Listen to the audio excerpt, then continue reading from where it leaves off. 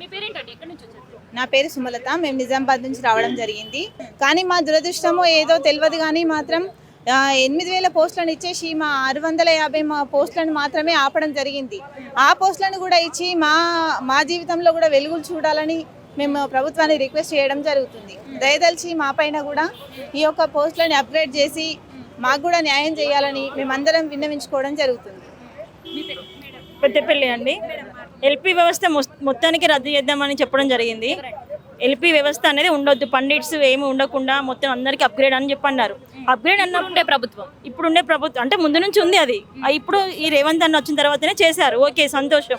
కానీ అందులో ఫుల్ఫిల్ చేయకుండా ఒక 600 మెంబర్స్ మమ్మల్ని ఆపేసి రోస్టర్ని తీసుకొచ్చి మేము ఆల్రెడీ నేను 2008 చేసి 2017-18 వాళ్ళకి వచ్చింది ఇప్పుడు ప్రమోషన్, నాకన్నా వెనుకున్న వాళ్ళకి SC ST రిజర్వేషన్ అని. సరే అంతవరకు ఉన్నప్పుడు ఎన్ని పోస్టులు ఉన్నాయో ఎంతవరకు ఇవ్వగలుగుతాం చూసుకొని అందరినీ అప్గ్రేడ్ చేయాలి కదా. అప్గ్రేడ్కి రోస్టర్ అని అవసరం లేదు, ప్రమోషన్ కాదు ఇది, జస్ట్ ఎల్పీ వాళ్ళని అప్గ్రేడ్ చేయడం అంతవరకే. దాన్ని ఎట్లా చేయాలి?